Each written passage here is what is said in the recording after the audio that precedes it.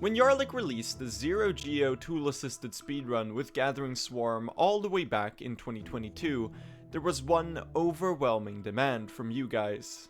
You wanted to see it done, humanly. And at the time, I considered it.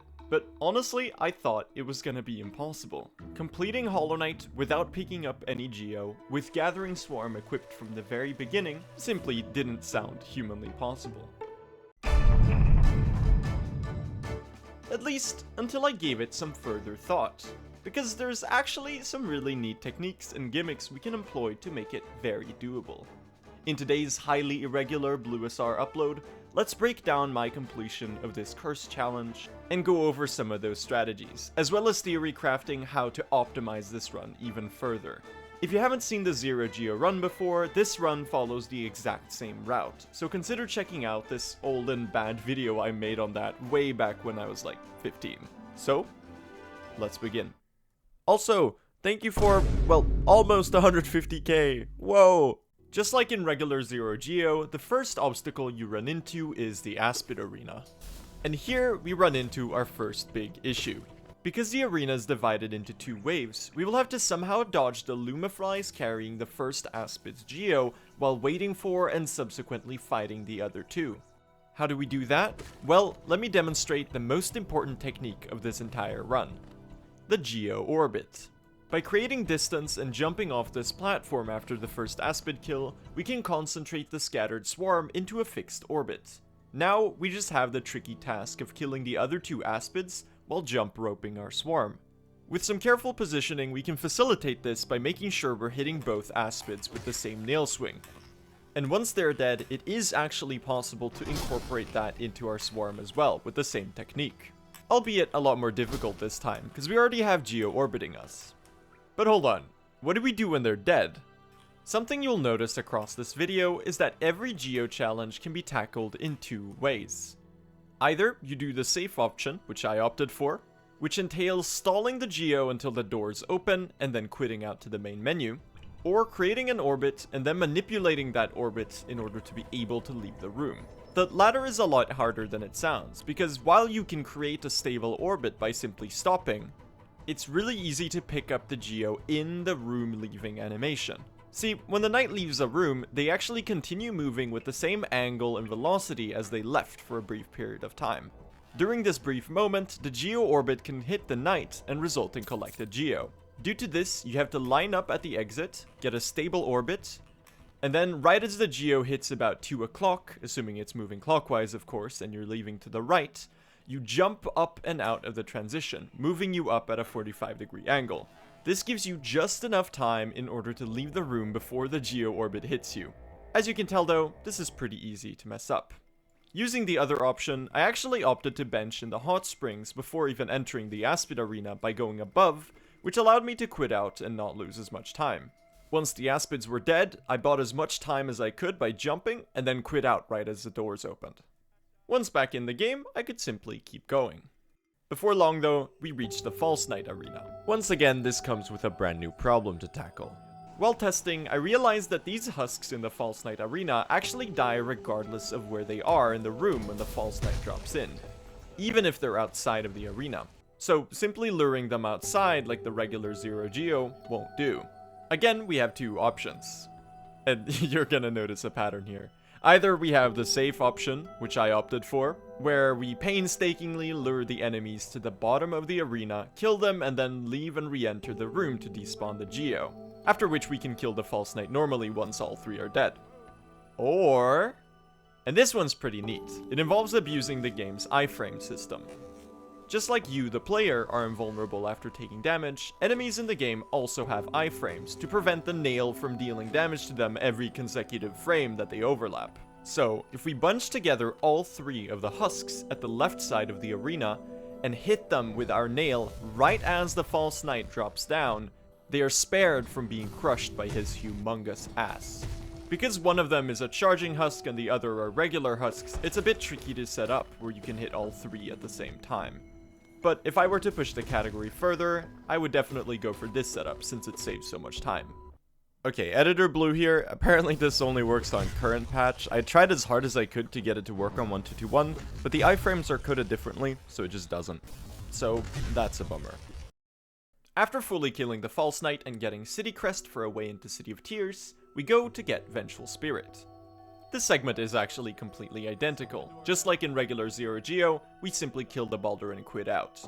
The same actually goes for the second Baldur in the greenpath entrance as well, since we can kill it and walk out right before the Gathering Swarm approaches us with the Geo. I was a little unsure about this one, but it turns out the margin is quite large. Now, greenpath would be completely fine if it weren't for a single thing, the Moss Knight Arena. Because however many times I tried, I could only get over the initial Geo Rush once. Honey XM8, the person who was first to complete this challenge run, actually managed it a single time as well, which is what you're watching right now. The Geo dodging while climbing up the room is certainly impressive. Anyway, to save myself hours and hours of resetting until I managed to reproduce that, I instead bench at the greenpath waterfall on the way in, and once I kill the Moss Knight, I make distance, send it, stall, and right as the doors open, quit out. After this, I can walk back and collect Dash like usual. Sure!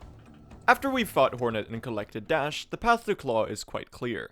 But we do have to do a pacifist Mantis Pogo and make sure we don't Pogo any of them too many times. After a nice Claw early control, thanks Jeremy, we're off to the Soul Sanctum. And this area can actually be quite scary. Upon the very first entry, we're faced with a locked arena with this Soul Warrior. Wait. They don't actually lock the door behind you, so we're free to kill them and just reload the room to avoid the Geo. I thought this was gonna be a big problem, but yeah, no. In Soul Sanctum proper, the patch choice comes in handy for the first time. Usually, we would have had to kill the Soul Warrior, barely dodge this pile of 200 Geo, and perform a room leave with the Orbit. Just like the advanced Aspid Arena strat. Luckily, 1221 gives us access to lever skips, so we can take the quote-unquote return path on the way in, and skip the Soul Warrior entirely. However, we're not quite through Sanctum. In fact, this room is one of the scariest in the entire game. As the Soul Twisters teleport completely randomly, they're known among runners to be one of the most annoying enemies in the game. This reputation makes them quite sad, so sometimes they teleport themselves into the spikes on top of the roof out of bounds, or on the spiked roof of the elevator, and die. This creates a random RNG bomb for us, where they can simply choose to end our run at any moment. Lucky for me, I made it through unscathed. The Sanctum exit is next, and this one looks identical to the regular Zero Geo. Being careful to not hit any of the follies or mistakes on the way down, I did my dives and then immediately quit out. Because I'm on patch 1221, fake dives aren't consistent, so I didn't even bother going for them. Now that we're past all that though, we do get a bit of a break from the Geo stuff, which is a nice relief. Because we don't have any money to purchase the storeroom stag or the elevator, we have to walk all the way back to Fungal Wastes and then up to Crossroads to return. There's no risk of picking up any Geo here, but it is really awkward to do these rooms in reverse.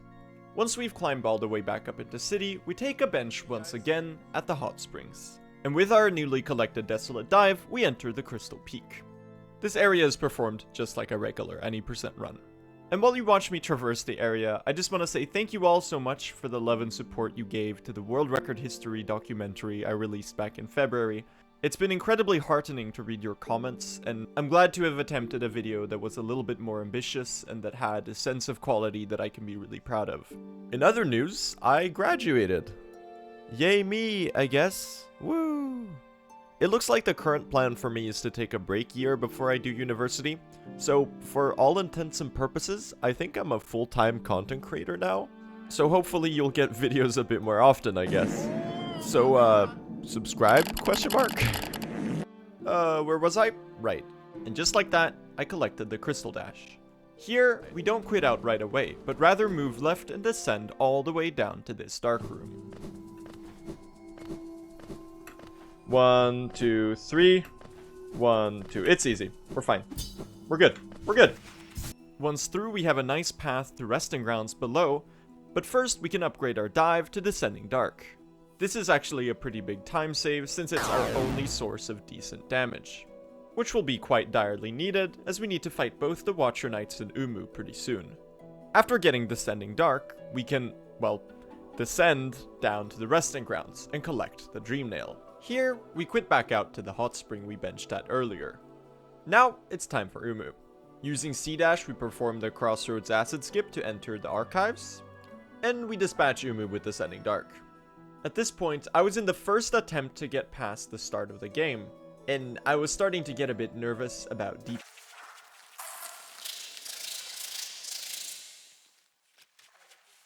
In speedruns, Deepnest isn't usually that big of a problem, but this run is a different beast. Because as you might recall, because we don't have access to Geo, we have to perform the entirety of Deepnest in pitch black darkness, get Hera the Beast, and then perform Deepnest in its entirety in pitch black darkness back. If we make a single wrong move and accidentally hit an enemy into spikes down there, for example, the run ends before we even know we messed up. And honestly, this section of the run was a struggle. I hadn't practiced Deepnest nearly enough, and I got a bit nervous, so I had to quit out to the bench multiple times. But eventually, we made it through. First try. Totally didn't take 7 minutes of half-assed attempts and chickening out. First half done. You would think the Devouts in Beastden are a bit of a problem as well. Luckily, we can perform a Devout skip on the first Devout by doing this specific set of inputs, which allows the Devout's triangle hitbox to squeeze us into this tiny gap just before it closes. As for the second Devout, we have to carefully lure it out and then jump over it. Once we've attained Hera the Beast, we now need to make our way back through Deepnest. This went a lot better than the way in, and I was able to make it through pretty much unscathed. Second pit's here. Neutral dash. Oh!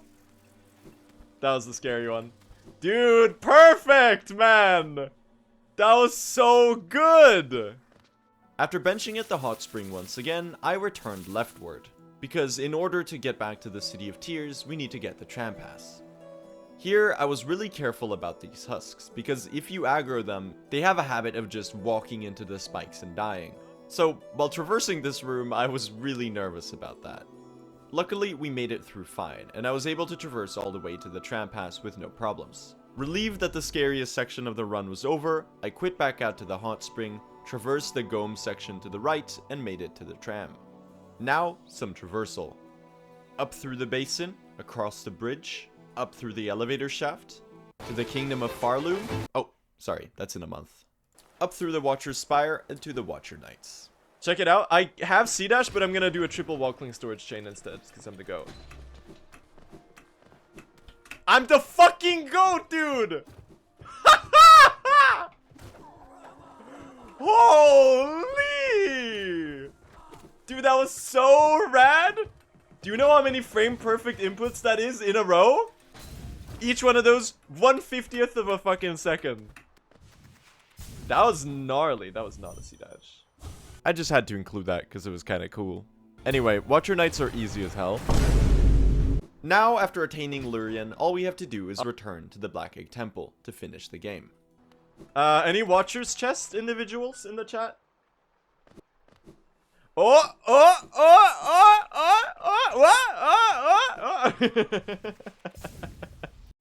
Oh, brother! Because we don't have any Geo, we cannot purchase the King's Station Stag. Instead, we climb all the way up through the big elevator to the resting grounds. And as the resting ground stag is the only other free stag station in the game, we can hit the lever and travel back to Deepnest for free. Now, we can fight the Hollow Knight, and beat the Hollow Knight 0 Geo Gathering Swarm run. I'm gonna die. Ah! Ah! That doesn't faze me. I've been dodging Geo all day, buddy. You're nothing. You're nothing. Let's go, dude. 0 Geo Gathering Swarm. Performed humanly in under an hour. Somehow with that Deepnest. Just like that. Now, because I spent like 7 minutes completely floundering in Deepnest, I clocked in at a final time of just under 1 hour. Pretty abysmal. But it was the world record by a lot. Mainly because I'm the second ever person to do this run. Anyway, it was a fun challenge and wasn't actually remotely as hard as I expected it to be. I suppose it makes it a lot easier when almost all of the geospots can be resolved with a quit out, but I still think this is a really cool run, and pushed further, the strats are really neat. Also, I should say this, much like any other challenge run I do, was recorded live on Twitch. So if you ever want to catch the stream live, you can go over to twitch.tv/bluesr, which is also where I'll be streaming my initial playthrough of Hollow Knight Silksong and the first speedruns of it when it comes out. Which, by the looks of it, is soon. Oh my god. Okay, but can you dodge the false knight chests though? That's what we're really wondering. Guys? Oh, we just got 52.